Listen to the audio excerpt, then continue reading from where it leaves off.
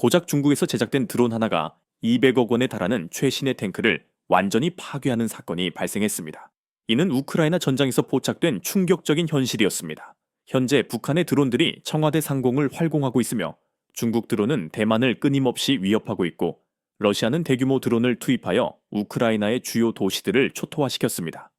세계는 명백히 드론 전쟁 시대로 진입했습니다.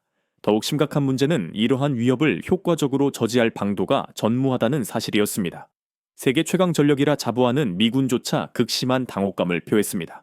수십 년간 군사 패러다임의 핵심을 지배해온 고가의 탱크가 불과 몇만 원 수준의 드론 공격에 속수무책으로 무력화되는 장면을 그들이 직접 목격했기 때문입니다. 펜타곤, 미국 국방부은 즉각적인 긴급 회의를 소집했으며 북대서양조약기구 NATO 역시 비상체제 돌입했습니다. 상황은 이제 끝났다. 해답이 없다는 절망적인 인식으로 치달았습니다. 바로 그때 전 세계 이목을 집중시킨 단 하나의 국가가 있었습니다.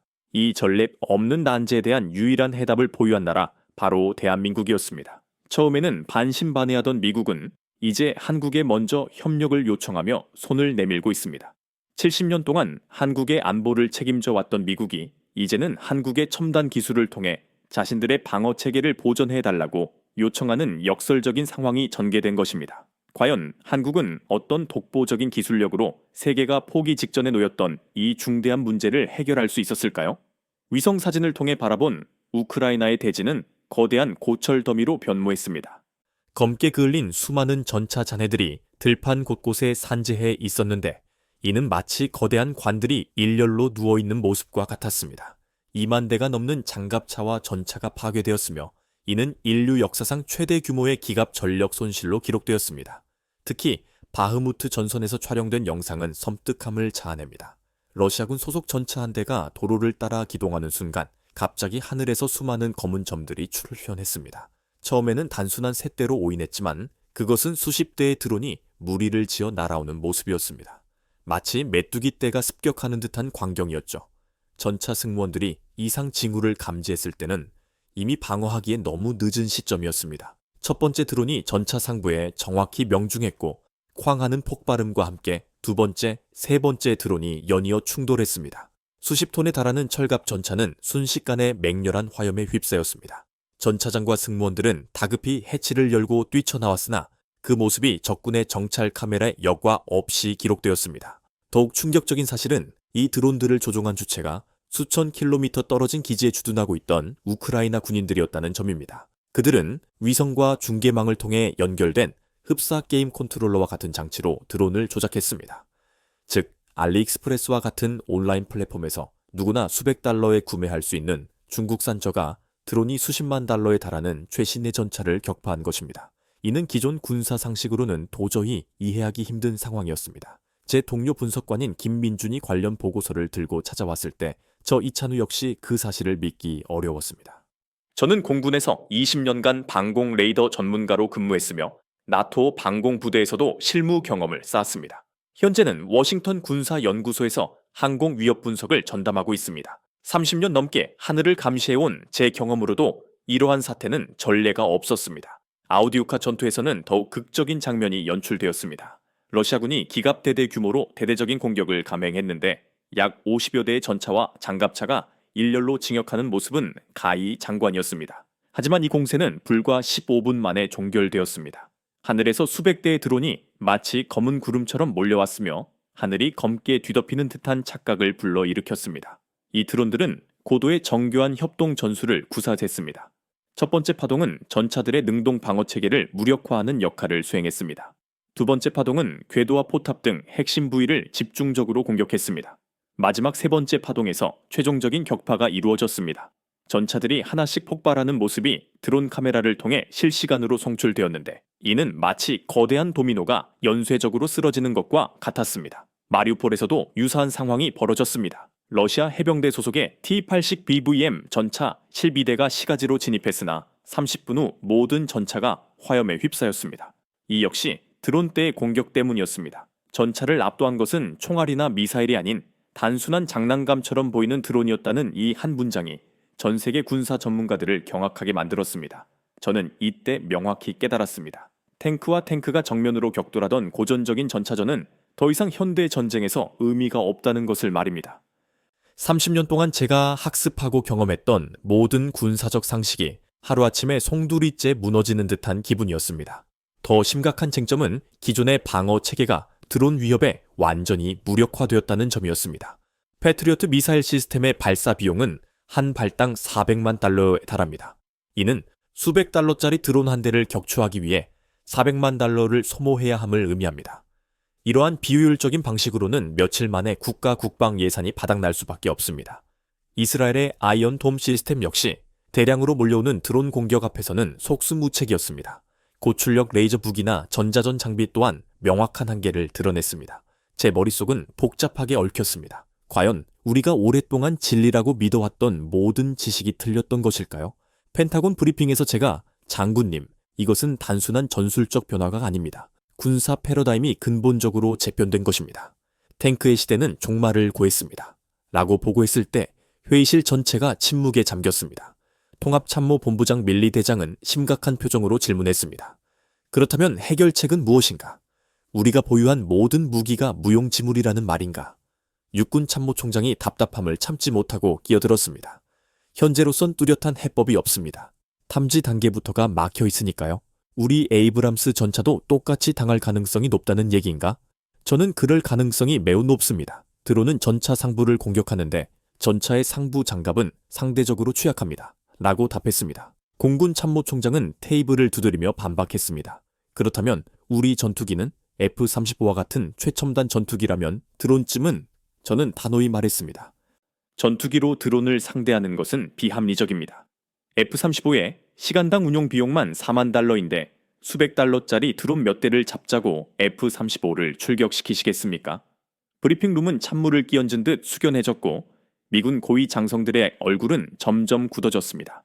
해군 작전 참모장이 목소리를 높였습니다. 그렇다면 우리 함대는 이지스함 시스템이라면 드론 정도는 막을 수 있지 않겠나? 이지스 시스템도 마찬가지입니다. 스탠더드 미사일 한 발이 150만 달러인데 때로 몰려오는 드론들을 어떻게 경제적으로 방어하겠습니까? 더욱이 기존 레이더 시스템으로는 새떼와 드론을 정확히 구별할 수 없습니다. 크기도 비슷하고 비행 패턴도 유사하기 때문입니다. 국방부 차관이 답답한 듯 덧붙였습니다. 결국 우리 군대가 드론 떼 앞에서는 속수무책이라는 말인가? 공군 참모총장은 격분하여 반박했습니다. 말도 안 되는 소리다. 세계 최강의 미군이 장난감 드론에 당할 리 없어. 저는 하지만 현실이 그렇습니다. 우크라이나 전장이 이를 명확히 증명하고 있습니다. 라고 저도 모르게 목소리를 높였습니다. 30년간 쌓아온 제 전문성에 대한 자부심이 흔들리고 있었기 때문입니다. 육군 참모총장은 책상을 치며 소리쳤습니다. 그럼 뭘 어쩌자는 건가? 우리가 백기를 들고 항복이라도 하자는 건가? 존슨, 자네는 해법도 제시하지 않아 하면서 문제만 제기하고 있잖아. 회의실의 분위기는 험악하게 변했습니다. 모든 시선이 저에게 집중되었습니다. 저 역시 답답함을 느꼈습니다. 문제는 명확한데 해결책이 전혀 보이지 않았기 때문입니다. 바로 그 순간 제 휴대폰으로 메시지 하나가 도착했습니다.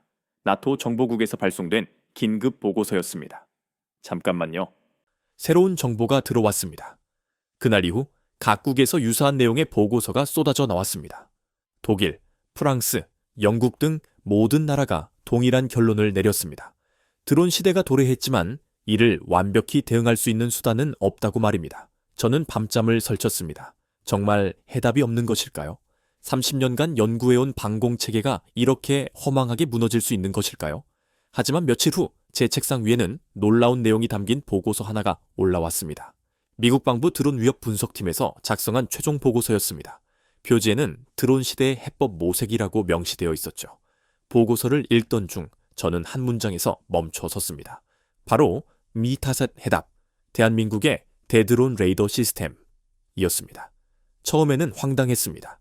세계 최강의 미군도 이스라엘도 독일도 찾아내지 못한 해답을 한국이 찾았다고요? 그것도 인공지능 AI를 활용하여 새와 드론을 완벽하게 구분한다는 내용이었습니다. 설마 이것이 사실일까? 보고서를 계속 읽어 나갈수록 놀라움은 점차 확신으로 바뀌었습니다. 한국이 개발한 레이더 시스템이 13km 밖에서도 드론을 정확히 탐지해낸다는 것이었습니다.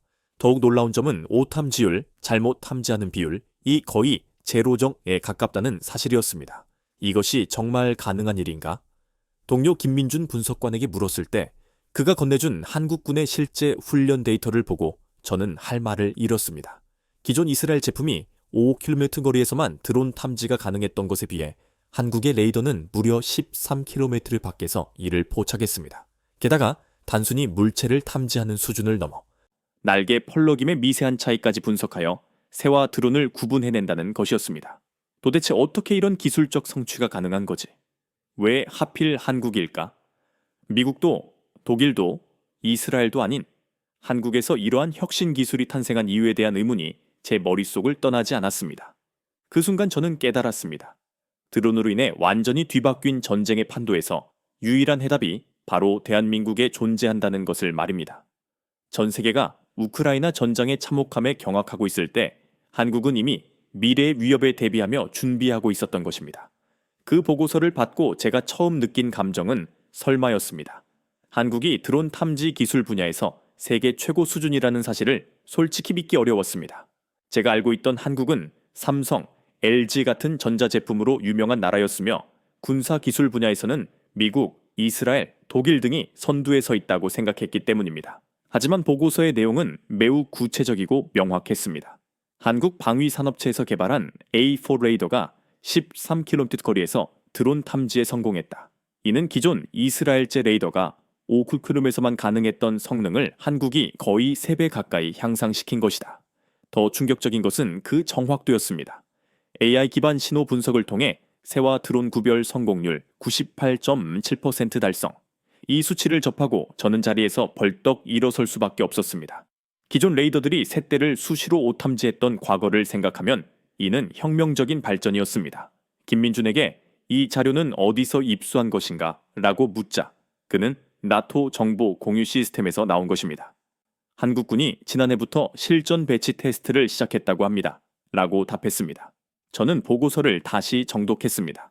한국이 2023년부터 군단급 방공부대에 신형 드론 탐지 레이더를 시험 배치했으며 실제 훈련에서 그 성과를 입증했다는 내용이었습니다. 정말 이것이 사실이라면 그때 제 컴퓨터에 또 다른 기밀 파일이 도착했습니다. 인도 국방부 내부 문건이었으며 분류 등급이 기밀로 표시되어 있었습니다. 이는 인도 파키스탄 국경 지역에서 발생한 사건에 대한 보고서였습니다. 2023년 8월 파키스탄에서 비행한 정찰 드론들이 인도군의 기존 레이더망을 완전히 뚫고 침투했습니다. 인도군의 레이더 시스템이 속수무책으로 무력화된 상황이었죠. 그런데 보고서의 마지막 부분에는 이런 문구가 명시되어 있었습니다. 한국의 K-레이더 시스템 도입을 긴급 검토할 것을 건의함. 인도군 장성들이 직접 한국의 기술력에 주목하고 있었던 것입니다. 저는 더 많은 자료를 찾아보기 시작했습니다. 나토 데이터베이스, 이스라엘 정보 보고서, 심지어 일본 자위대의 분석 문서까지 철저히 뒤졌습니다. 그리고 놀라운 사실을 발견했습니다. 한국의 레이더 기술이 여러 나라의 군사 보고서에 지속적으로 언급되고 있었으며 차세대 핵심 기술로 분류되고 있었다는 점입니다. 독일 국방부 보고서는 이렇게 평가했습니다. 한국의 대드론 레이더 기술은 현재 나토가 보유한 어떤 시스템보다도 우수한 성능을 보인다. 프랑스군 분석 문서는 더욱 직설적이었습니다.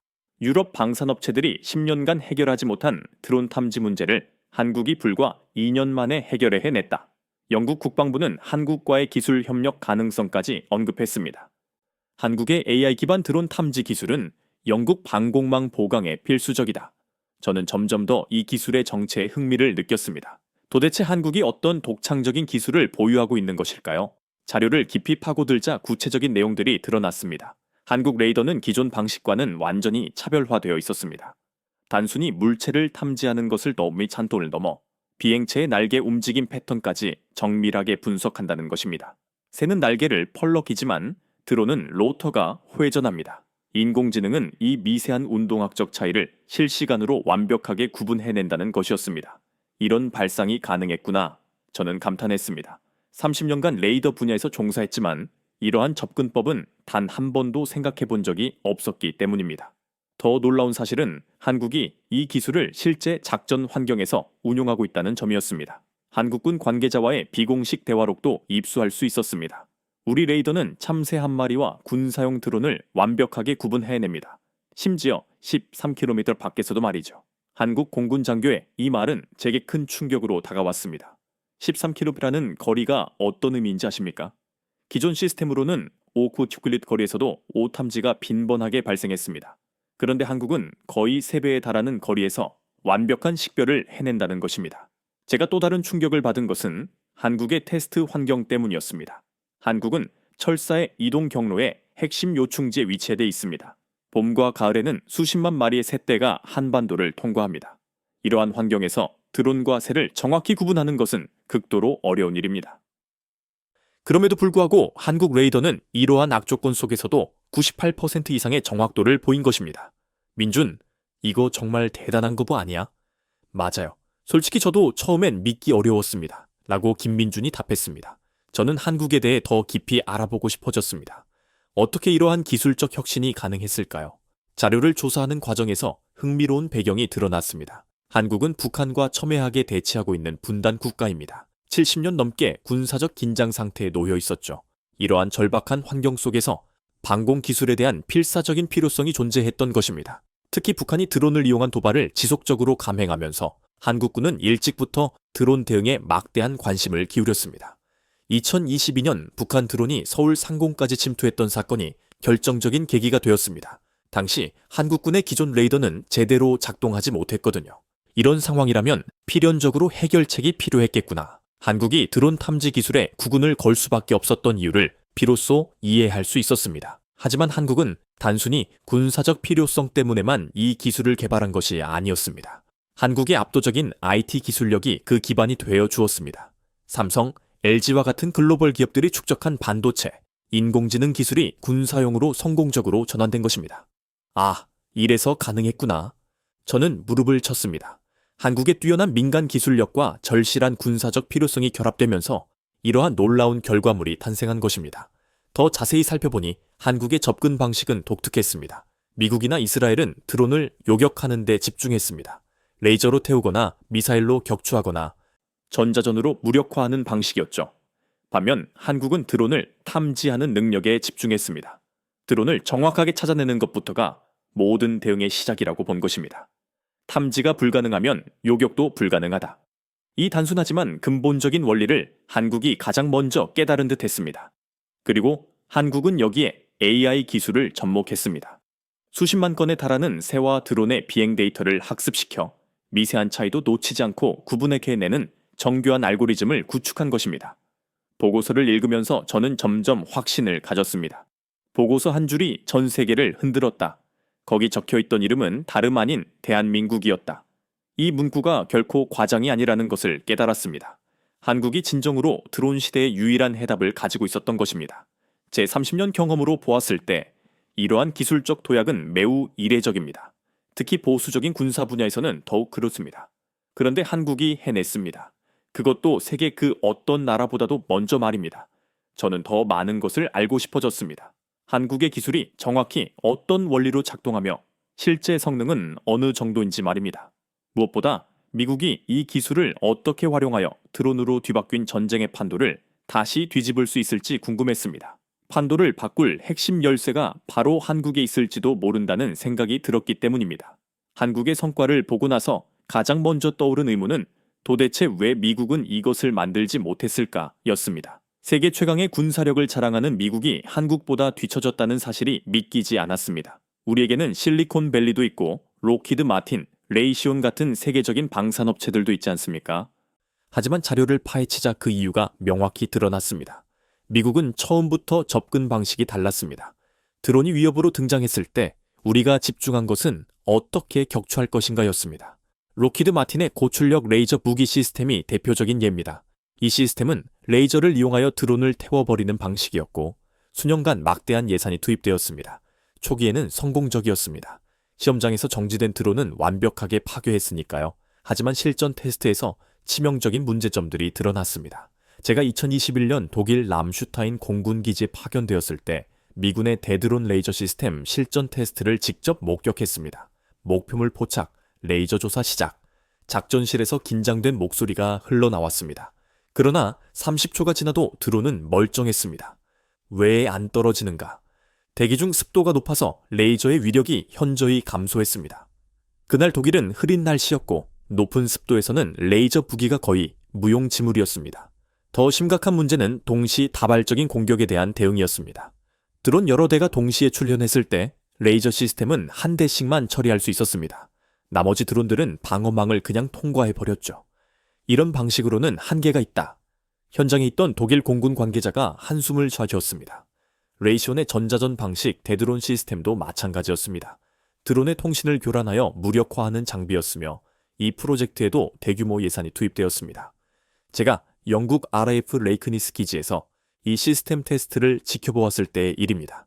전자전 개시, 드론 통신 차단 중 처음 몇 대는 통신이 끊어져 추락했습니다. 하지만 나중에 나타난 드론들은 멀쩡했습니다. 왜 효과가 없는 거지? 저 드론들은 GPS 자율 비행 모드로 설정되어 있습니다. 통신 차단이 소용이 없습니다. 최신 드론들은 미리 입력된 좌표를 따라 자동으로 비행할 수 있었기 때문에 통신 차단 공격 자체가 무의미해진 것이었습니다. 또한 충격적인 것은 경제성 문제였습니다. 패트리어트 미사일로 드론을 격추하는 시나리오를 계산해 보았습니다. 미사일 한 발은 수백만 달러인데 상대는 수백 달러짜리 드론이었습니다. 이는 경제적으로 말이 되지 않는 상황이었습니다. 저가 드론을 대량으로 투입하면 우리는 천문학적인 비용을 소모해야 했습니다. 하지만 정작 가장 중요한 탐지 부분에서는 발전이 정체되어 있었습니다. 국방고등연구계획청 DARPA의 드론 식별 관련 프로젝트에 제가 간접적으로 참여했었습니다. 실리콘밸리 최고의 AI 전문가들이 참여했고 막대한 예산이 투입되었죠. 하지만 결과는 실망스러웠습니다. 식별 정확도가 목표치에 미달합니다. 프로젝트 관계자가 보고했을 때 회의실 분위기는 어두워졌습니다. 여전히 상당한 오판율을 보였거든요. 이 정도 정확도로는 실전에서 사용하기 어렵다. 국방부 고위 관리자가 아쉬워했고 프로젝트는 재검토에 들어갔습니다. 막대한 예산이 투입되었음에도 결과는 만족스럽지 못했던 것입니다. 그런데 한국은 90% 후반대에 달하는 높은 정확도를 달성했다는 것입니다. 미국이 엄청난 예산을 쏟아부어도 이루지 못한 일을 한국이 훨씬 적은 비용으로 해낸 것이었습니다. 펜타곤 내부는 충격에 빠졌습니다. 존슨, 정말 한국이 우리보다 앞선 건가? 고위 장성이 제게 물었을 때 저는 솔직하게 대답했습니다. 그런 것 같습니다. 적어도 드론 탐지 분야에서는요. 회의실 분위기는 더욱 무거워졌습니다. 한 장성은 테이블을 치며 반발했습니다. 말도 안 된다. 세계 최강의 미군이 한국보다 뒤처진다고? 하지만 데이터가 그렇습니다.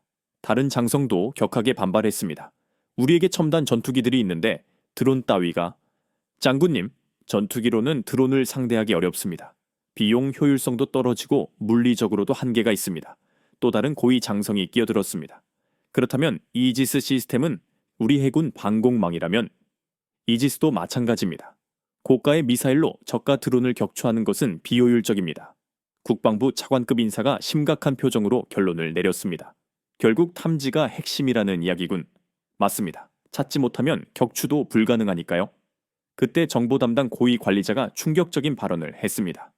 솔직히 말씀드리자면 우리 방공망에는 명확한 취약점이 있습니다. 대량의 드론이 몰려오면 대응이 쉽지 않습니다. 회의실은 완전히 침묵에 잠겼습니다. 세계 최강 미군의 자존심이 흔들리는 순간이었습니다. 최고의 장성이 무거운 목소리로 물었습니다. 그렇다면 한국 기술을 검토해야 한다는 말인가? 다른 선택지가 있을까요? 저는 솔직하게 답했습니다. 30년간 미군에서 일했지만 이런 상황은 처음이었습니다. 한 장성은 여전히 이 사실을 받아들이지 못했습니다. 외국 기술에 의존한다니 자존심이 허락지 않아.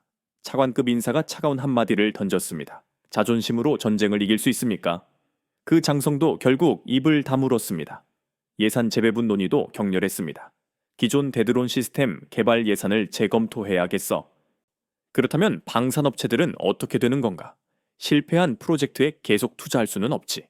미국 방산업계가 동요한 것은 당연했습니다. 관련 소식이 시장에 퍼지면서 주요 방산업체들의 주가가 급락했습니다. 우리 기술이 한국에 뒤처졌다는 우려가 월스트리트까지 번진 것이었습니다. 록히드 마틴 CEO가 펜타곤에 긴급 면담을 요청했습니다. 우리도 비슷한 성능의 시스템을 개발할 수 있습니다. 하지만 이미 늦었습니다. 한국은 이미 실전 배치까지 완료한 상태였거든요. 더 충격적인 소식이 들려왔습니다. 미국 국방부 내부 보고서가 한국의 드론 탐지 기술을 동맹 방공망의 핵심 자산으로 평가했다는 내용이었습니다. 한국 기술 없이는 완전한 드론 방어가 어렵다는 결론까지 내린 것이죠.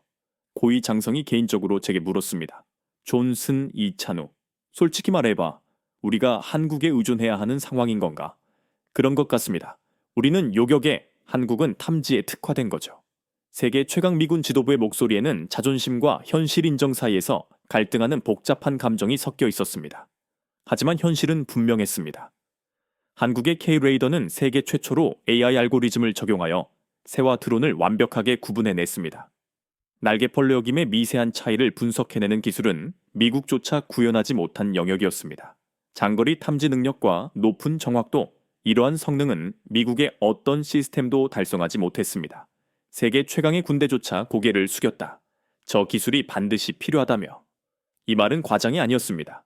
펜타곤의 자존심은 상처받았지만 현실을 인정할 수밖에 없었습니다. 세계 최강의 미군도 갖지 못한 무기를 한국이 만들어낸 것이었으니까요. 드론 시대에서 생존하려면 미국 역시 한국의 도움이 필요한 상황이 도래한 것입니다. 한국의 기술이 거대한 제국의 약점을 보완해주는 시대가 시작된 것이었습니다. 한국 기술에 대한 전 세계의 관심이 어느 정도인지 실감한 것은 제가 매일 받기 시작한 각국 정보 보고서들을 통해서였습니다. 펜타곤 정보 분석실에는 매일 전 세계 드론 관련 사건들이 보고되는데 제 담당 업무 중 하나가 이를 분석하여 미군의 대응 방안을 수립하는 것이었습니다. 그런데 최근 들어오는 보고서들에는 공통적인 경향이 있었습니다. 모든 결론이 한국 기술을 지목하고 있었던 것입니다. 가장 충격적이었던 것은 아부다비 드론 테러 사건의 후속 보고서였습니다. 2022년 1월 17일 아랍에미리트 UAE의 수도 아부다비가 드론 테러 공격을 받았습니다. 후티 반군이 발사한 드론 3대가 아부다비 국제공항 근처 석유 저장고를 공격한 사건이었죠. 당시 상황은 정말 끔찍했습니다. 새벽 4시경 아부다비 상공으로 드론들이 침투했습니다. UAE가 자랑하는 최신 방공 시스템들이 설치되어 있었지만 드론들을 사전에 탐지하는 데 실패하였습니다. 첫 번째 드론이 무사파 공업지대의 석유 탱크를 공격했고 거대한 폭발과 함께 화염이 치솟았습니다. 두 번째와 세 번째 드론은 아부다비 국제공항 확장 공사 현장을 타격하여 민간인 3명이 사망하고 6명이 부상당했습니다. 더 충격적인 것은 UAE의 방공망이 완전히 뚫렸다는 점이었습니다. UAE는 미국제 패트리어트 시스템과 프랑스제 크로탈 방공 미사일을 운용하고 있었으며 이스라엘의 아이언돔 기술까지 도입한 상태였습니다. 중동에서 가장 강력한 방공망 중 하나였죠. 하지만 소용이 없었습니다. 드론들은 저고도로 침투했고 기존 레이더들은 이들을 셋대나 일반 항공기로 오인했던 것입니다. 심지어 공항 근처였기 때문에 민간 항공기 운항으로 인한 전파 혼선까지 있었습니다. 어떻게 이런 일이 가능했지? 사건 직후 UAE 공군이 긴급히 작성한 내부 보고서를 입수했는데 충격적인 내용이 담겨 있었습니다. 기존 탐지 시스템의 한계가 명확히 드러났다. 소형 드론에 대한 새로운 대응책이 시급하다. 그리고 보고서 마지막 부분에 다시금 이런 문장이 등장했습니다. 한국의 대드론 레이더 기술 도입을 검토할 필요가 있다. UAE 군부가 직접 한국 기술에 주목하고 있었던 것입니다. 비슷한 내용의 보고서가 인도에서도 들어왔습니다. 인도 파키스탄 국경 지역에서 벌어진 사건이었는데 2023년 여름 파키스탄에서 비행한 정찰용 드론 5대가 인도 영공을 침범했다는 내용이었습니다. 인도군의 대응은 처참했습니다. 국경 지역에 배치된 최신 레이더 시스템들이 모두 무용지물이었던 것이죠. 드론들은 30분 넘게 인도 상공을 자유롭게 비행했습니다. 인도 공군이 긴급 출동했지만 드론들을 찾지 못했습니다. 너무 작고 낮게 비행하여 전투기 레이더에도 포착되지 않았기 때문입니다. 더 굴욕적인 것은 드론들이 중요 군사 시설을 촬영하고 유유히 돌아갔다는 점이었습니다. 이건 국가안보의 중대한 위기다. 인도 국방부의 긴급 회의록을 보니 패닉 상태였습니다. 인도는 중국과 파키스탄이라는 핵 보유국 두 나라와 국경을 맞대고 있습니다. 드론 침투를 막지 못한다는 것은 치명적인 약점으로 작용했죠. 결국 인도군도 같은 결론에 도달했습니다. 한국의 AI 기반 드론 탐지 기술이 유일한 해결책일 수 있다. 인도 국방연구개발기구의 공식 보고서에 이 문장이 명시되어 있었습니다. 나토에서 나온 보고서는 더욱 충격적이었습니다. 브뤼셀 나토 본부에서 작성된 동맹국 방공 능력 평가 보고서를 보니 28개 회원국 중 드론 위협에 제대로 대응할 수 있는 나라가 거의 없다고 평가되어 있었습니다. 현재 나토가 보유한 방공 시스템들은 대부분 냉전 시대의 위협에 최적화되어 있다. 소형 드론 위협에는 근본적인 한계가 있다. 보고서는 각국의 방공망 취약점을 정밀하게 분석했습니다. 독일의 패트리어트는 탄도 미사일 요격에는 뛰어나지만 드론 탐지에는 한계가 있었습니다. 프랑스의 SMPT, SSMPT 시스템도 마찬가지였습니다. 영국의 스카이세이버, 에스카이세이버, 이탈리아의 스파다 2000, 에스파다 2000러 등 모든 시스템이 비슷한 문제에 직면해 있었습니다. 그리고 나토 보고서의 결론 부분에도 한국이 언급되었습니다. 한국의 K-레이더 시스템은 동맹 방공망을 보완할 최적의 기술로 판단된다.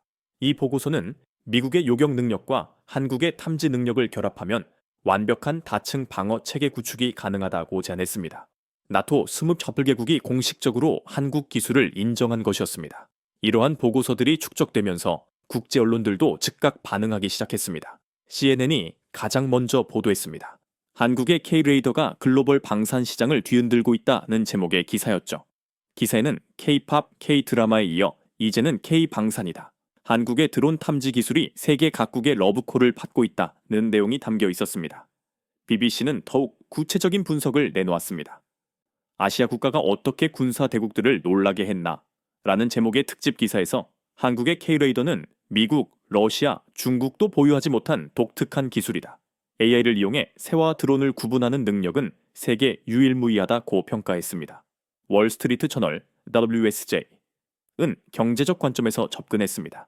K-방산 열풍, 한국이 새로운 방산 강국으로 부상이라는 제하에 K9 자주포의 글로벌 성공에 이어 K-레이더가 또 다른 신화를 쓰고 있다고 보도했습니다. 실제로 K9 자주포는 엄청난 성공작이었습니다. 2014년 터키를 시작으로 폴란드 980문, 호주 30문, 노르웨이 23문, 핀란드 48문, 에스토니아 12문까지 총 수출 규모가 10조 원을 넘어섰습니다. 특히 폴란드와의 계약은 역대 최대 규모로 추가 옵션까지 포함하면 20조 원에 달하는 것으로 알려졌습니다. K9의 뒤를 잇는 K-레이더 신화가 시작되었다는 외신 보도가 쏟아져 나왔습니다. 한국 증시도 이에 따라 크게 들썩였습니다. 하나 시스템 주가는 연일 상한가를 기록하며 한 달 만에 40% 넘게 상승했고 LIG 넥스원도 비슷한 추이를 보였습니다. K방산 테마주 광풍이라는 표현까지 등장했습니다. 하나 시스템은 K9 자주포 개발사이기도 한데 K-레이더까지 성공하면서 투자자들의 관심이 집중된 것입니다. 외국인 투자자들의 매수세도 거세 한국 방산주에 글로벌 자금이 몰리고 있다는 증권가의 분석이 나왔습니다. 국제 방산 전시회에서도 분위기 변화가 감지되었습니다. 파리 에어쇼나 판버러 에어쇼에서 한국 업체들 부스에 인산인해를 이루었다는 소식이 들려왔습니다. 각국 바이어들이 한국 기술 설명을 듣기 위해 줄을 선다는 현지 보도까지 나왔습니다. 특히 중동 국가들의 관심이 뜨거웠습니다. 이란제 드론 위협에 시달리고 있는 사우디, UAE, 쿠웨이트 등이 적극적인 구매 의사를 표명했습니다. 인도 역시 마찬가지였습니다. 메이크 인 인디아 정책 때문에 보통은 기술 이전을 요구하는 인도가 한국 기술만큼은 완제품 도입도 고려한다는 소문이 돌았습니다. 펜타곤 내부에서도 분위기는 완전히 역전되었습니다. 아재 우리도 한국과의 협력을 진지하게 고려해야 한다. 국방부 차관이 직접 한미 공동 방공체계 구축 방안을 검토하라고 지시했습니다. 미국이 요격, 한국이 탐지를 담당하는 상호 보완적 구조가 가장 이상적이라는 결론이었습니다. 30년간 미군이 모든 것을 주도해 왔는데 이제는 한국과 역할을 분담해야 하는 상황이 된 것입니다. 저는 이 모든 변화를 지켜보며 감탄했습니다.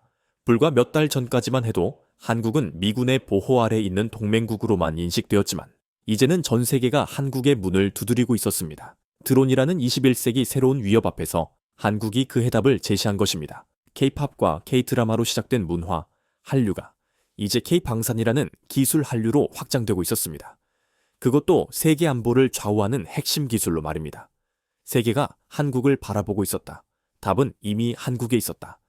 이 문장이 더 이상 과장이 아니라는 것을 실감했습니다. 반도 국가가 전 세계를 놀라게 하고 모든 나라가 한국의 기술을 갈망하는 시대가 온 것입니다. 한국이 더 이상 보호받는 나라가 아니라 세계를 보호할 수 있는 기술을 가진 나라로 인정받는 순간이었습니다. 한국의 드론 탐지 기술이 세계적인 주목을 받으면서 저는 전혀 예상하지 못한 관점에서 한국을 바라보게 되었습니다. 동북아시아의 지정학적 분석을 담당하게 된 것이었습니다. 공개된 군사 연구 보고서들을 검토하던 중 저는 흥미로운 시나리오 분석을 접하게 되었습니다. 만약 타이완 해협에서 군사적 긴장이 고조된다면 어떤 일이 벌어질까 하는 내용이었습니다. 전문가들의 분석에 따르면 미군은 현재 아시아 태평양에 배치된 전력만으로는 대응에 한계가 있을 수 있다고 했습니다. 가장 현실적인 시나리오는 충격적이었습니다. 주한미군의 일부 전력이 차출될 가능성이 높다는 분석이었습니다. 특히 공군 전력의 경우 신속한 전개가 가능하기 때문에 1순위 고려 대상이라고 했습니다. 잠깐 이렇게 되면 저는 보고서를 읽으며 소름이 돋았습니다. 주한미군 전력이 분산되는 순간 한반도 방위에 공백이 생긴다는 뜻이었거든요. 북한이 이 틈을 놓칠 리 없다는 것이 전문가들의 공통된 견해였습니다.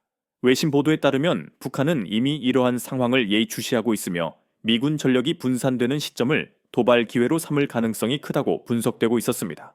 더 복잡한 것은 중국의 입장이었습니다. 아시아 군사 전문가들은 중국이 타이완 문제를 고려할 때 한반도 변수를 가장 중요하게 본다고 분석했습니다. 한국의 움직임과 주한미군의 역할이 중국의 전략 계산에 큰 영향을 미친다는 것이었습니다. 따라서 중국 역시 한국의 동향에 극도로 민감할 수밖에 없다고 했습니다.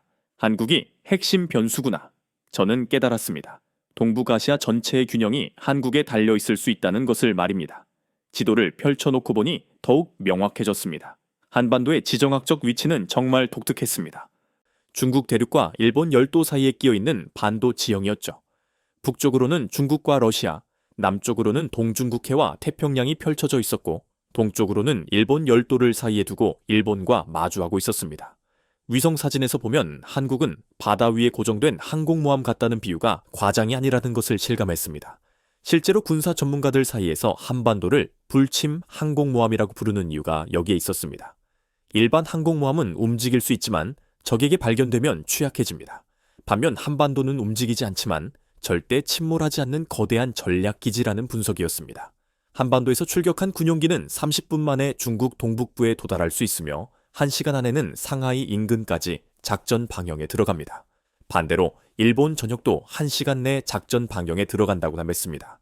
지정학적으로 보았을 때 이보다 완벽한 전략 거점을 찾기 어렵다는 것이 전문가들의 평가였습니다.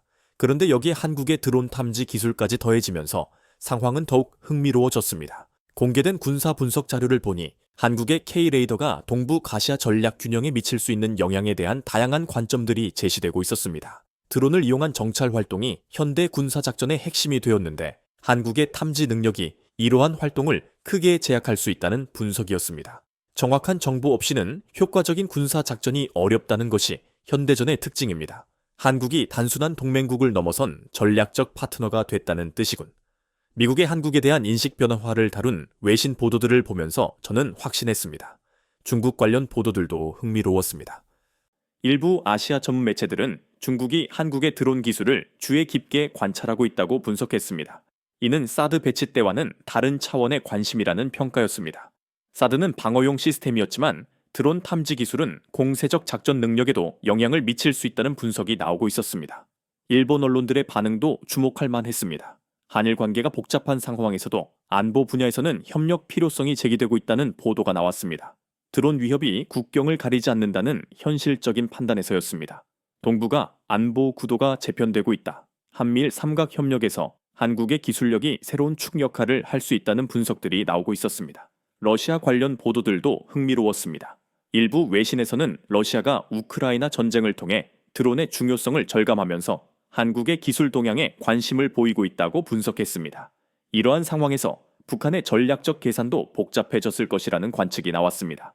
북한은 그동안 핵무기와 함께 드론을 비대칭 위협수단으로 활용해 왔습니다. 하지만 한국의 드론 탐지 능력이 향상되면서 북한은 기존 전략을 재고해야 할 상황에 놓였습니다. 균형이 바뀌고 있다. 저는 이 모든 변화를 지켜보며 감탄했습니다. 한반도를 둘러싼 주변 강대국들의 이해관계가 한국의 기술 하나로 인해 새롭게 조정되고 있을 가능성이 보였던 것입니다. 각국의 전략적 계산에서 한국의 비중이 달라지고 있다는 것이 여러 분석들의 공통된 결론이었습니다. 한국이 더 이상 강대국들 사이에 완충지대가 아니라 자체적으로 영향력을 행사할 수 있는 주체가 되고 있다는 평가였습니다. 특히 드론 시대의 도래로 기존 군사 균형이 재편되는 상황에서 한국이 보유한 기술에 전략적 가치가 부각되고 있다는 분석이 설득력 있게 다가왔습니다. 냉전 시대에는 핵무기가 균형의 핵심이었지만 드론 시대에는 탐지와 방어 기술이 새로운 게임 체인저가 될 수 있다는 관측이 나오고 있었죠. 그리고 그러한 기술을 보유한 대표적인 국가가 바로 한국이라는 평가였습니다. 한국의 선택이 지역 안보에 미치는 영향이 커지고 있다. 이러한 분석들을 접하면서 저는 새로운 관점을 갖게 되었습니다. 한국이 어떤 전략적 방향을 택하느냐에 따라 동북아 전체의 역학관계가 달라질 수 있다는 가능성 말입니다. 지정학적으로 보았을 때 한반도는 정말 이상적인 위치에 있었습니다. 대륙 세력과 해양 세력의 접점에서 양쪽을 모두 견제하거나 연결할 수 있는 전략적 요충지였습니다. 여기에 첨단 기술력까지 보유하게 되면서 한국의 전략적 가치가 기하급수적으로 상승했다는 분석들이 설득력을 얻고 있었습니다. 불침 항공모함이라는 표현의 의미를 새롭게 이해하게 되었습니다. 바다 위의 항공모함은 기동성이 있지만 취약점도 많습니다. 하지만 한반도는 절대 움직이지 않으면서도 결코 무력화되지 않는 영구적인 전략기지라는 특성이 있었거든요. 이제 이 불침 항공모함에 세계 최고 수준의 레이더까지 탑재된 형국이었습니다. 세계 어떤 나라도 한국의 전략적 가치를 무시할 수 없는 상황이 됐다는 분석들이 나오는 이유였습니다. 한국의 지정학적 위치와 기술력의 결합이 동북아 전체 판도에 새로운 변수로 작용하고 있다는 관측이었습니다. 이제 각국이 한국의 선택과 동향을 예전보다 훨씬 주의 깊게 지켜볼 수밖에 없는 상황이 되었다는 것이 전문가들의 공통된 견해였습니다. 한국의 드론 탐지 기술에 대한 세계적 관심이 커지면서 펜타곤 내부에서는 근본적인 전략 재검토가 시작되었습니다. 저는 새로 구성된 한미 방공협력 태스크포스 TF에 참여하게 되었습니다. 30년 경력의 레이더 전문가로서 한국 기술과 미군 시스템의 통합 가능성을 분석하는 역할이었습니다. 첫 회의에서 나온 이야기는 충격적이었습니다. 우리는 지금까지 모든 것을 혼자 하려고 했습니다. 탐지부터 요격까지 말입니다. 하지만 이제는 역할 분담이 필요한 시점입니다. 국방부 차관의 발언이었습니다. 세계 최강 미군이 다른 나라와의 역할 분담을 논의한다는 것이 믿기지 않았습니다. 하지만 현실은 명확했습니다. 미국의 강점은 요격 능력이었습니다. 패트리어트, SM-6, 사드 같은 미사일 시스템들은 여전히 세계 최고 수준이었죠. 하지만 정작 무엇을 요격해야 하는지 찾아내는 탐지 능력에서는 한계가 드러났습니다. 반면 한국은 정반대였습니다. K-레이더의 탐지 능력은 세계 최고였지만 요격 수단은 상대적으로 제한적이었습니다. 하지만 이것이 오히려 완벽한 상호 보완 구조를 만들어냈습니다. 한 참모는 이를 미국이 칼이라면 한국은 눈이다 라고 표현했는데 회의실에 있던 모든 사람이 고개를 끄덕였습니다. 아무리 예리한 칼이라도 목표를 보지 못하면 소용이 없기 때문입니다. 반대로 아무리 좋은 눈이라도 직접 적을 제거할 수는 없죠. 하지만 둘이 합쳐지면 완벽한 시너지가 나올 수 있었습니다. 실제 시뮬레이션 결과가 이를 증명했습니다. 한국의 K-레이더가 73km 밖에서 드론을 탐지하면 미군의 요격 시스템이 즉시 대응하는 구조였습니다. 탐지부터 요격까지 걸리는 시간이 기존 대비 70% 단축되었습니다. 더 놀라운 것은 비용 효율성이었습니다. 한국 레이더의 정확한 탐지 덕분에 오탐지가 줄어들면서 불필요한 미사일 소모가 90% 감소했습니다. 연간 수십억 달러의 예산 절감 효과가 예상되었습니다. 태스크포스 책임자는 이제 우리는 한국 없이는 완전한 방공이 불가능합니다. 라고 결론 지었습니다. 이 소식이 동맹국들에게 전해지자 반응은 폭발적이었습니다. 가장 먼저 움직인 것은 일본이었습니다. 도쿄에서 온 보고서를 보니 일본 방위성이 한국과의 기술 협력을 적극적으로 검토하고 있다는 내용이 있었습니다. 한일 관계가 복잡한 상황에서도 안보 문제만큼은 현실적으로 접근하고 있었던 것입니다. 중국과 북한의 드론 위협이 날로 커지고 있습니다. 한국 기술이 필요합니다. 일본 방위성 관계자의 비공식 발언이었습니다. 실제로 일본은 중국의 드론 정찰 활동에 시달리고 있었습니다. 센카쿠 열도 주변으로 중국 드론들이 계속 침투했지만 일본의 기존 레이더로는 대응이 어려웠거든요. 나토의 반응은 더욱 적극적이었습니다.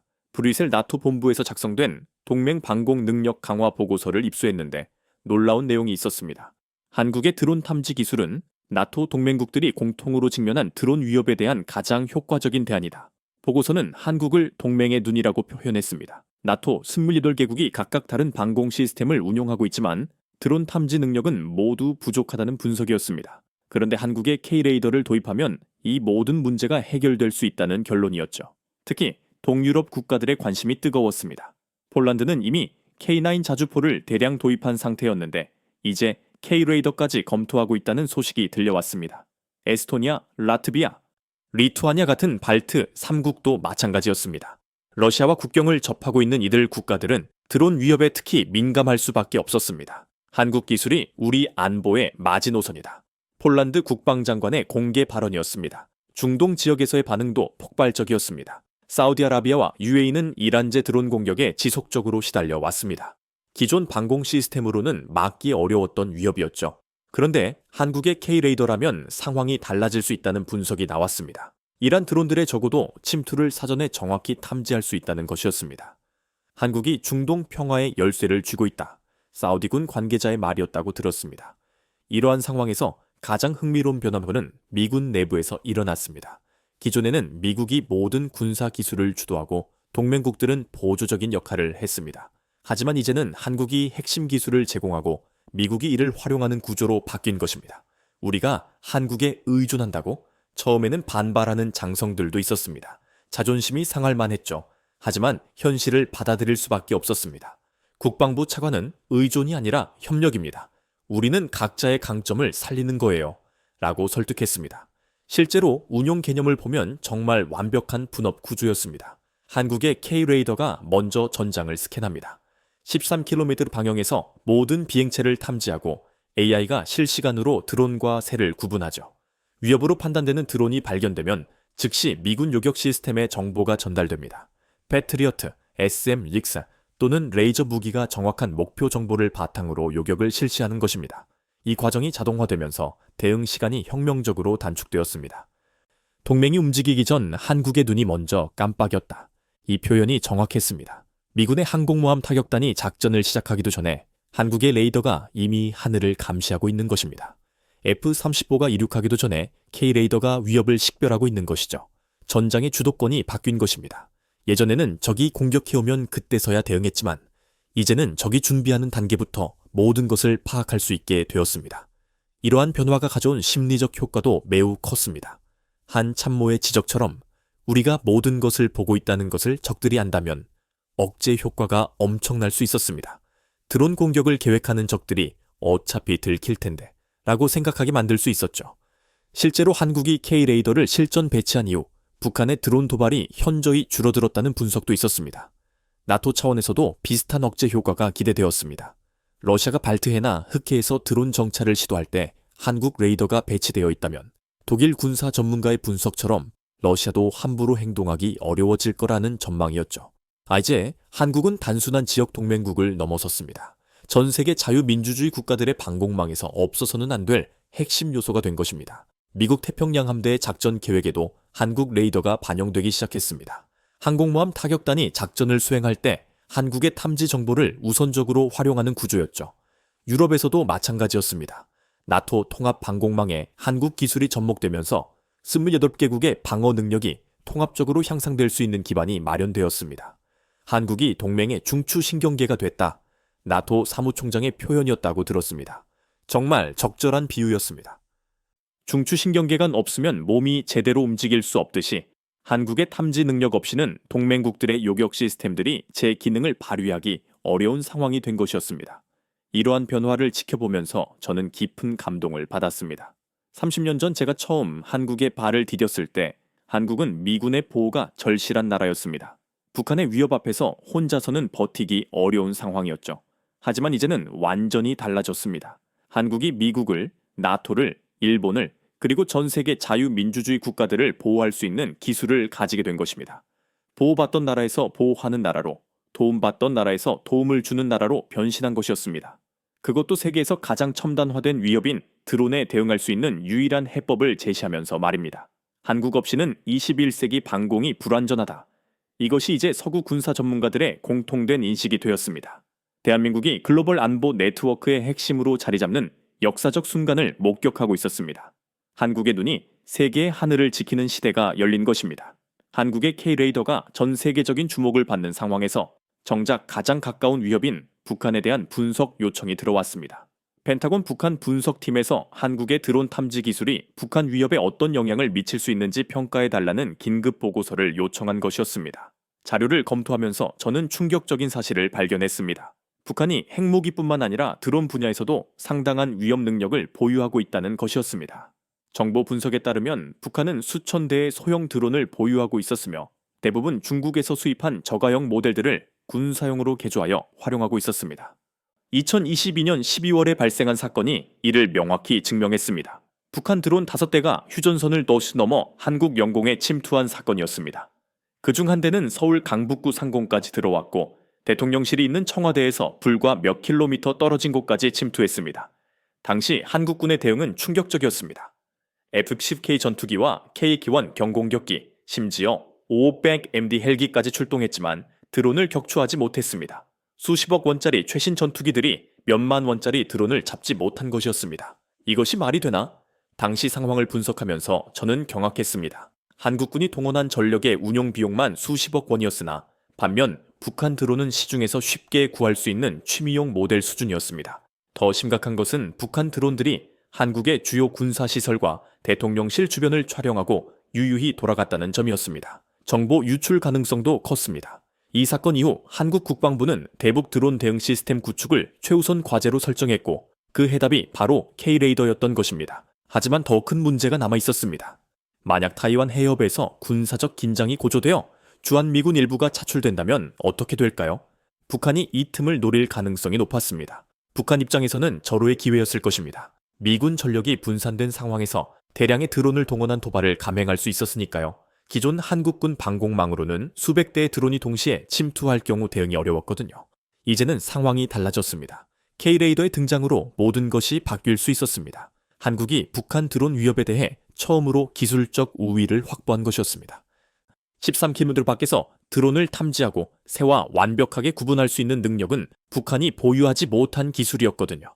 더 흥미로운 것은 북한의 반응이었습니다. 공개된 정보에 따르면 북한도 한국의 K-레이더 개발 소식에 상당한 관심을 보이고 있다고 분석되었습니다. 자신들의 드론 전술이 무력화될 수 있다는 위기감 때문이었습니다.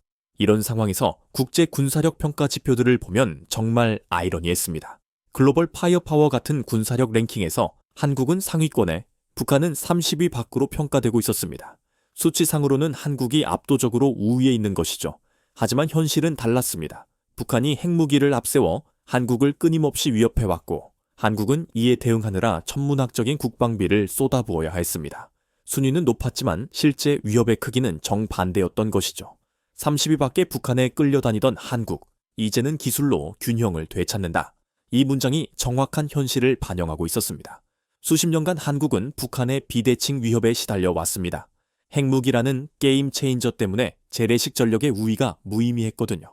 하지만 이제는 상황이 달라질 수 있었습니다. 그런데 이러한 변화가 한미 관계에도 영향을 미치고 있다는 흥미로운 소문을 들었습니다. 동료 김민준 분석관이 조심스럽게 털어놓은 이야기였습니다. 존슨, 이찬우. 최근 한미 정상회담에서 나온 얘기 들었어. 무슨 얘기? 공식 발표에는 안 나왔지만 내부적으로는 K-레이더 얘기가 꽤 나왔다더라. 김민준은 국가안보회의 쪽과 연결고리가 있어서 이런 비하인드 스토리를 가끔 전해주곤 했습니다. 트럼프 전 대통령이 한국 조선업이 미국에 필요하다고 공개적으로 말한 건 언론에 다 나왔잖아.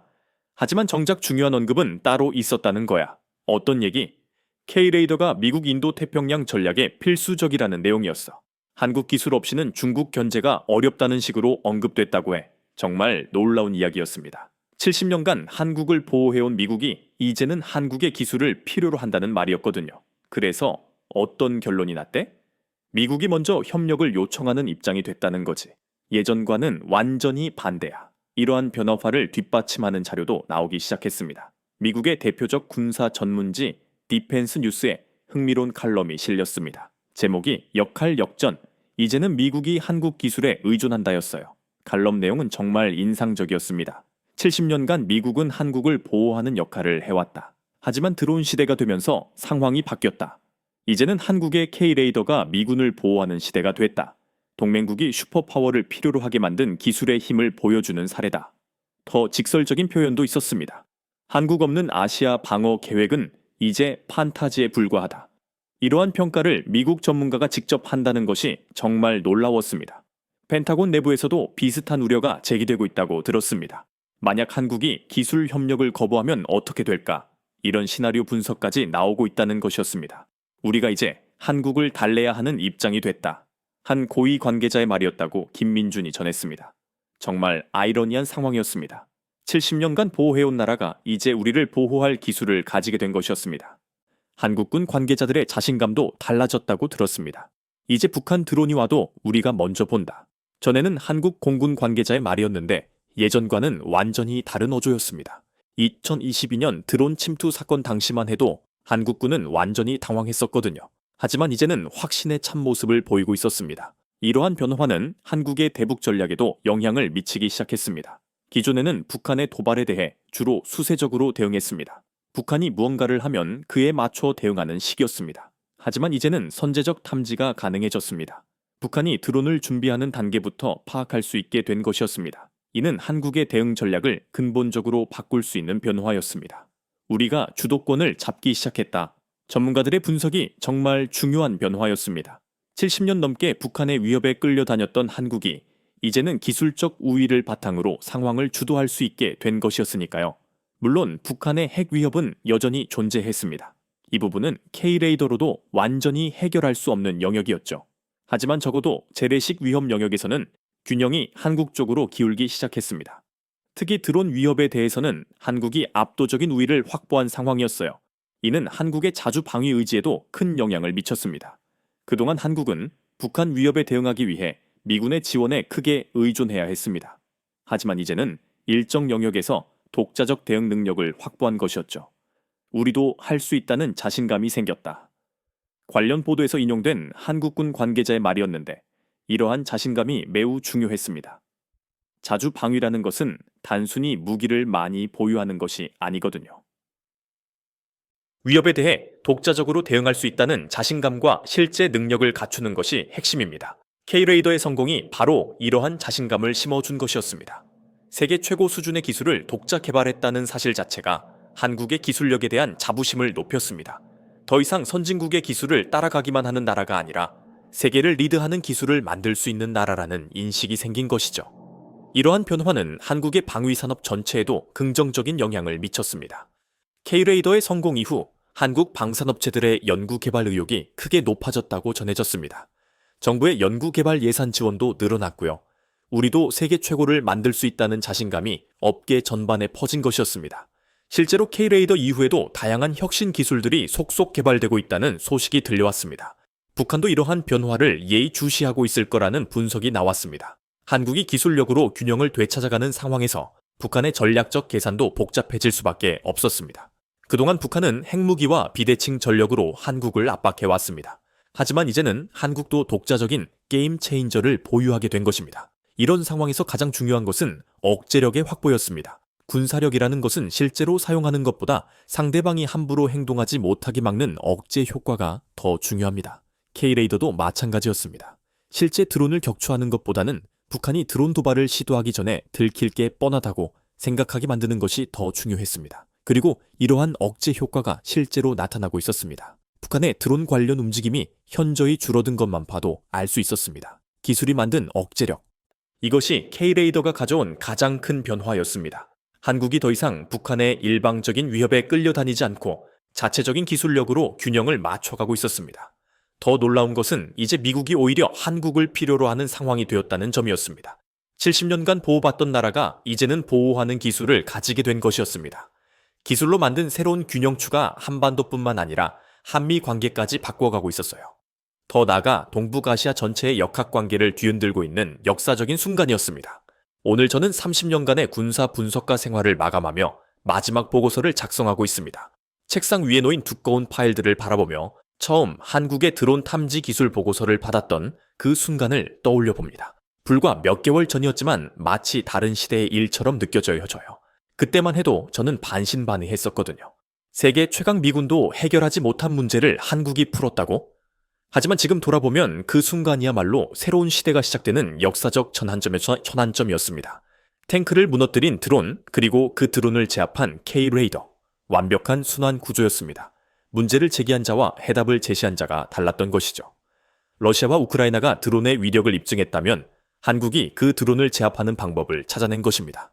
찬우, 이찬우. 자네가 처음 한국 보고서를 받았을 때 표정을 아직도 기억해. 동료 김민준이 웃으며 말했습니다. 그때 자네는 이게 정말 가능한 건가? 라고 물었잖아. 정말 그랬습니다. 30년간 쌓아온 상식이 하루아침에 무너지는 기분이었거든요. 하지만 이제는 확신합니다. 한국이 해냈다는 것을 말입니다. 가장 놀라운 변화는 K방산이라는 새로운 브랜드가 탄생한 것이었습니다. 그것도 단순한 문화 상품이 아니라 세계 안보를 좌우하는 핵심 기술로 말입니다. K9 자주포가 첫 번째 성공작이었죠. 2014년 터키 수출을 시작으로 폴란드 980문, 호주, 노르웨이, 핀란드까지 총 수출 규모만 10조 원을 넘어섰습니다. 세계 자주포 시장의 30%를 한국이 차지하게 된 것이었습니다. 그 다음이 KF-21 보라매였습니다. 한국이 독자 개발한 첫 번째 전투기였죠. 인도네시아와의 공동 개발로 시작했지만 이제는 여러 나라가 도입을 검토하고 있다고 들었습니다. 김민준이 K-9에서 K-레이더까지 이제 다음은 뭘까? 라고 궁금해서 했을 때 저는 이렇게 답했습니다. 아마 우주방산 쪽이 아닐까? 한국이 누리호로 독자 발사에 성공한 걸 보면 말이야. 실제로 한국의 우주 기술 발전이 놀라웠습니다. 2022년 누리호 발사 성공 이후 군사위성과 우주방산 분야로의 확장이 예상되고 있었습니다. K위성, K로켓, 정말 무궁무진하겠는데 한국의 기술 발전 속도를 보면 충분히 가능할 것 같았습니다. 하지만 가장 인상적인 것은 한국이 만들어낸 새로운 공식이었습니다. 지정학 플러스 기술력, 즉 새로운 강국. 이 공식을 완벽하게 증명해낸 첫 번째 사례가 바로 한국이었습니다. 미국은 기술력은 최고였지만 지정학적으로 너무 멀리 떨어져 있었습니다. 아시아에서 뭔가 일어나려면 태평양을 건너와야 했죠. 중국은 지정학적 위치는 좋았지만 아직 기술 격차가 존재했습니다. 특히 정밀 기술 분야에서는 한참 뒤처져 있었죠. 러시아도 마찬가지였고 일본은 기술은 좋지만 평화 헌법 때문에 군사 기술 개발에 제약이 많았습니다. 오직 한국만이 완벽한 지정학적 위치와 첨단 기술력을 동시에 갖춘 나라였던 것입니다. 한반도라는 천혜의 위치에 세계 최고 수준의 IT 기술력이 결합되면서 그 누구도 따라할 수 없는 독특한 모델을 창조해낸 것입니다. 미국이라는 거대한 제국도, 중국이라는 신흥 강국도, 러시아라는 전통적인 군사 대국도 모두 한국의 기술에 주목하고 있었습니다. 그들의 심장이 한국이 만든 기술의 리듬에 맞춰 뛰고 있었던 것입니다.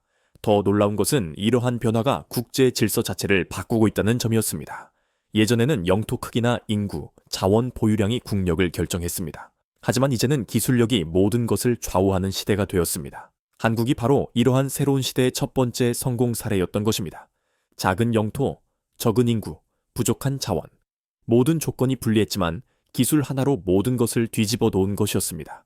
김민준의 말처럼 한국이 증명했네. 정말 그랬습니다. 한국의 성공은 전 세계의 나라들에게 희망을 준 것이었습니다. 영토나 인구로는 경쟁할 수 없어도 기술과 혁신으로는 얼마든지 강대국을 앞설 수 있다는 것을 보여준 것이었으니까요. 특히 한국의 성공 비결이 인상적이었습니다. 절박함이 혁신을 낳았던 것입니다. 북한이라는 위협, 중국과 일본 사이에 끼인 지정학적 숙명, 자원 부족이라는 현실. 이 모든 어려움이 오히려 한국을 강하게 만들었습니다. 생존을 위해서는 남들보다 뛰어난 무언가를 만들어야 했고 그 결과가 바로 K-레이더 같은 혁신 기술이었던 것입니다. 위기를 기회로 바꾼 완벽한 사례. 제가 마지막 보고서에 쓴 문장입니다. 한국이 보여준 것은 단순한 기술적 성취가 아니었습니다. 불리한 조건을 유리한 조건으로 바꾸는 방법을 제시한 것이었습니다. 이제 전 세계가 한국 모델을 주목하고 있습니다. 어떻게 이러한 혁신을 이룰 수 있었는지, 어떤 시스템이 이러한 결과를 만들어냈는지 연구하고 있습니다. 한국 방산의 미래가 곧 동맹과 세계 질서의 미래다.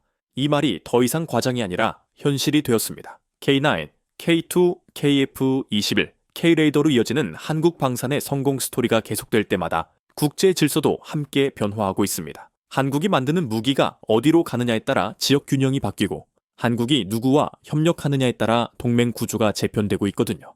세계 최강 미국도 중국도 러시아도 모두 한국의 선택을 주시하고 있습니다. 한국이 가진 기술을 어떻게 활용할지, 누구와 손잡을지가 그들의 미래를 좌우할 수 있기 때문입니다. 세계 최강도 탐내는 나라.